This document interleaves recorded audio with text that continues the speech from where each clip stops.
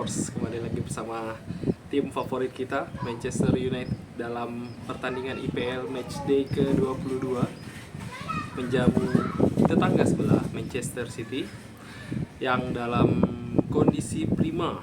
Kemarin menang 10-1 melawan Exeter City di dalam Piala FA, kemudian menang 2-0 melawan Newcastle United di Carabao Cup, dan belum terkalahkan dalam 9 laga terakhir IPL.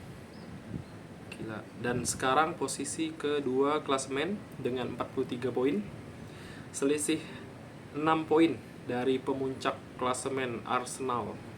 Sedangkan Manchester United di posisi ke-7 klasemen sementara dengan 32 poin. Dan 3 pertandingan terakhir berturut-turut imbang dan baru saja tersingkir di FA Cup.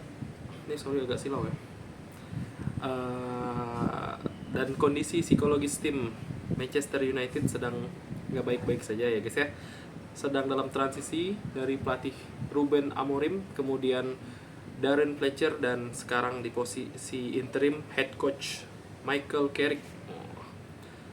Michael Carrick sendiri membawa staf kepelatihan Steve Holland, itu asisten head coach, figur senior dalam dunia kepelatihan. Kemudian Jonathan Woodgate, itu dibawa dari Middlesbrough, pernah bersama Michael Carrick saat itu. Kemudian Johnny Evans, ya kita udah nggak asing ya sama Johnny Evans ya, kembali lagi dipanggil. Nah, pertama kita mau bahas tentang Carrick. Informasi yang beredar, kondisi ruang ganti cukup positif setelah diisi oleh Michael Carrick. Dilansir oleh Center Devil di platform X, Michael Carrick dalam program pertandingan melawan Manchester City menyampaikan ini merupakan minggu yang fantastis. Lingkungan di tempat latihan sangat positif, para pemain telah mengerahkan kemampuan mereka dengan luar biasa dan ada suasana yang hebat di antara semua staf. Saya sudah bisa merasakan kelompok ini bersatu dan bergerak ke arah yang benar. Kemudian dilaporkan oleh Indy Kaila juga di dalam platform X juga masih. Sesi latihan Michael Carrick membuat para pemain Manchester United takjub. Skuad tersebut dikabarkan sangat terkesan dengan metode pelatihan Michael Carrick, dengan pertemuan taktis yang membuat semua orang tetap waspada, high alert ya, waspada ya. Meskipun ya, selalu ada nada-nada nyinyir. Ya, salah satunya kemarin dari Roy Keane, legenda MU, sekarang jadi pundit bersama Gary Neville juga dan kawan-kawan lah ya. Banyak negatif ini kalau dari legenda-legenda MU sendiri. Nah, jadi Roy Keane ini kritik pilihan backroom staff yang dipilih oleh Michael Carrick. Jadi dia mempertanyakan kelayakan dari dan pengalaman beberapa pelatih yang diangkat ke tim utama yang di bawah Michael Carrick. Katanya nggak tepat untuk klub sebesar Manchester United, dan mempertanyakanlah siapa yang layak jadi pelatih dengan pengalaman terbatas. Itu waktu itu di podcast. Nah, Ken juga nih ngomong ke ngomong tentang istrinya Carrick. Kalau istri Carrick mungkin akan melakukan team talk ya, karena dia punya big mouth, ya mulut besar gitu kan. Ternyata aku pertama masih maksudnya apa gitu kan. Ternyata itu mereka pernah bermasalah ya, istrinya Carrick dengan Roy Keane. Jadi ada insiden waktu itu istrinya Carrick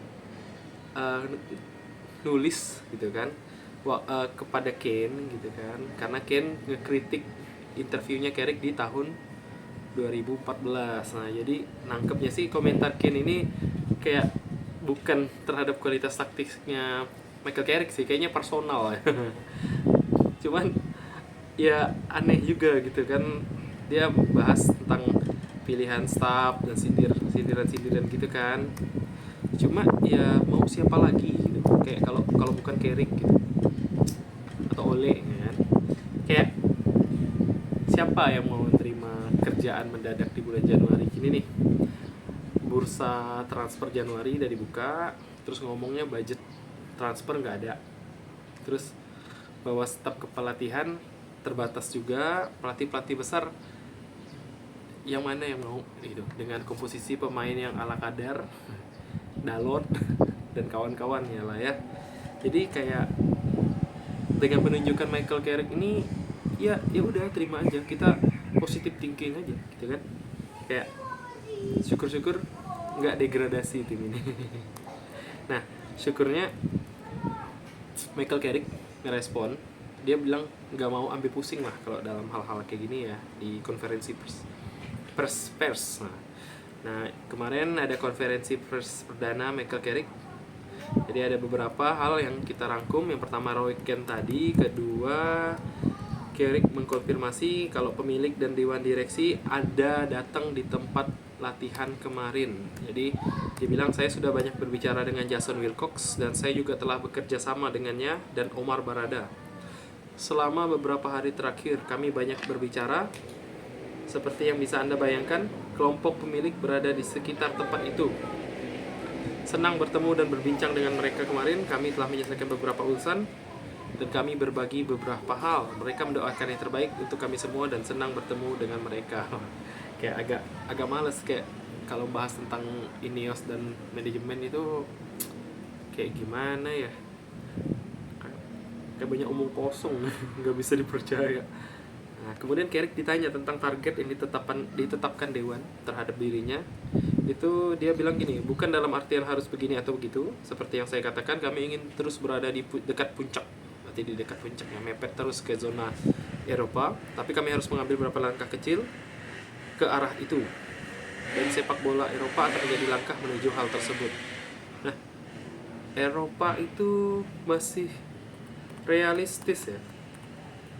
Karena di klasemen itu, biarpun kita peringkat ke-7, itu kita juga nggak begitu jauh dengan peringkat 4 Liverpool. Itu poinnya 35, hanya selisih 3 poin. Kemudian selisih 11 poin dengan peringkat 3 dan 2 Aston Villa dan Manchester City. Nah, tapi juga nggak begitu jauh dengan peringkat 14 Tottenham. Itu hanya selisih 5 poin, 6 poin ke 15. Nah, agak jauh dikit ke Leeds, itu 10 poin, 3 pertandingan doang lebih. Sedangkan laga masih ada beberapa pertandingan lagi gitu. Jadi harus waspada lah ya, takutnya peringkat 15 kayak musim lalu ya. Kemudian kita lanjut. Carrick juga ditanya apa yang dia anggap sebagai kesuksesan. Jadi menurut saya peningkatan adalah kunci. Membantu individu adalah bagian besar dari apa yang saya sukai. Saya pikir jika Anda meningkatkan kemampuan individu, maka Anda akan menciptakan tim dan hasil yang lebih baik. Ada unsur performa, unsur peningkatan, dan melakukan apapun yang diperlukan untuk menang. Itu pragmatis ya, dengan cara tertentu. Kami ingin terus berjuang dan finish setinggi mungkin. Ya, memang realistis sih. Jadi kayak dia juga ada bilang gitu kan, di sini menikmati peran interim ini. Jadi ingin melakukannya dan merasa beruntung berada di posisi ini. Jadi gitulah kira-kira posisinya. Ini tidak akan berubah berapa pun jangka waktunya atau berapa lama saya di sini untuk melakukan yang terbaik. Dan perlu menjadikan Old Trafford sebagai tempat yang lebih baik lagi dengan bantuan para pendukung dan mencoba melakukan keajaiban yang bisa kita coba. Jadi tidak akan mengatakan sempurna, itu juga tidak realistis, tapi langkah-langkah kecil dan perlu bergerak ke arah tersebut. Nah, oke. Kemudian terakhir dia bilang jawaban ketika tentang pengalamannya ditanyain. Jadi saya sebenarnya tidak pernah memikirkannya seperti itu. Saya merasa nyaman, saya merasa seperti di rumah. Tidak cukup nyaman dalam artian semuanya menyenangkan dan hebat, tetapi cukup nyaman dalam artian saya bahagia dengan diri saya sendiri. Saya tahu peran saya tahu apa yang dibutuhkan, dan saya telah bekerja sama dengan Jose Mourinho dan Ole Solskjaer cukup lama. Jadi ketika saya mengambil alih, rasanya seperti langkah yang sangat alami. Kemudian itu sedikit banyaknya ringkasan dari press conference-nya, dan kita lanjutkan ke preview Manchester United versus Manchester City. Ini jam 7.30. Kita bisa nonton dari video.com atau ya video.com ya kalau aku. Nah, untuk formasi Carrick cukup banyak kombinasi yang bisa digunakan ya. Itu 4-2-3-1, 4-1-4-1 bisa, 4-4-2, 3-5-2 dan 3-4-3. Cuma paling sering di Middlesbrough itu 4-2-3-1 dengan persentase 90% permainan Middlesbrough selama bersama Carrick. Nah, 3-4-3 kayaknya agak kurang ya. Nah, cuman dalam posisi menyerang 3-4-3 atau 3-5-2 juga bisa. Kalau Carrick kemarin ada pembahasan di sosial media, kalau saat penyerang itu Carrick lebih seringnya itu salah satu back kiri atau back kanan itu akan tetap stay di belakang, satunya membantu menyerang. Jadi itu akan membentuk 3-5-2 atau 3-4-3 gitu. Kemudian untuk prediksi pemain seperti biasa, Seny Lamens di penjaga gawang. Nah, untuk 4 di belakangnya Martinez di tengah. Ini antara Heaven dan Euro, cuman kayaknya Heaven lebih meyakinkan permainannya daripada Euro, karena kayak berapa kali pertandingan itu iya memang benar Heaven ada melakukan individual error, cuman Euro itu kelihatan ragu, kelihatan banget kalau dia di press itu gugup dan kadang salah passing. Nah, untuk kiri Patrick Dorgu, karena kabarnya Luke Shaw itu masih pemulihan cedera, jadi kita tetap menggunakan Dorgu di kiri dan Diogo Dalot di kanan. Ini pemain kapan dia bisa dipindahkan ini. Kemudian Casemiro Ugarte sebagai double pivot. Terus di posisi kiri Matheus Cunha, Bruno Fernandes sebagai nomor 10 dan Bumo di kanan. Ini antara Bumo atau Ahmad, cuman kayaknya Bumo lebih realistis karena Bumo itu kalau tidak salah lebih dulu selesainya di AFCON ya daripada Amad Diallo. Nah, kalau si Mazraoui malah masuk final ya. Jadi masih lama dia kembali. Nah, kemudian di depan Sesko yang kemarin habis cetak gol. Totalnya kayaknya 3 gol udah dalam 2 pertandingan terakhir ya. Lawan Burnley 2 gol. Kemarin yang kita kalah lawan Brighton 1 gol. Nah, kalau untuk Kobbie Mainoo sama Ahmad ini kayaknya akan masuk dari cadangan. Nah, aku kepikiran kalau formasinya kayak gini nih masuk akal nggak nih? Coba ya. Kayak kalau Bumo di kiri, Cunha di nomor 10, Ahmad di sebelah kanan, atau Ahmad dan Bumo bisa di switch gitu kan. Sesko striker, Bruno dan Casemiro di tengah. Kalau itu menurut aku solid gitu. Cuma menurut keyakinan saya ya. Cuman kalau ada pendapat lain coba koreksi di kolom komentar.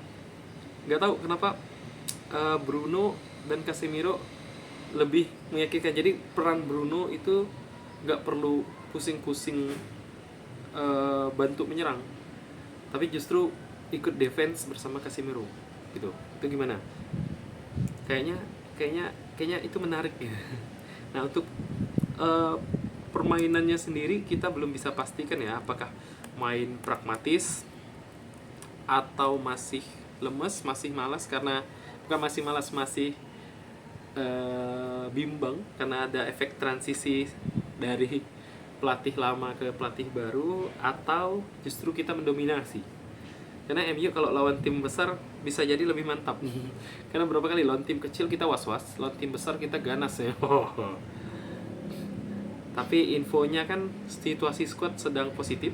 Nah, pemain-pemain cedera juga udah mulai gabung kemarin, kayak Maguire udah hadir. Nah, Ahmad Bumo udah kembali dari AFCON, jadi siapa tahu kita menang. Kayak terakhir kali sih kita kalah 3-0 ya lawan Manchester City di laga perdana, tapi kita nyerang terus sih, emang bagus sih mainnya, cuman kalah sih. Nah, buat teman-teman ini gimana prediksinya pertandingan nanti malam? Berapa gol yang akan tercipta di Derby of Manchester? Kayaknya sekian, itu dulu aja. Jangan lupa komen, like, dan subscribe. Terima kasih banyak buat Survivor Chef telah bergabung. Glory Manchester United.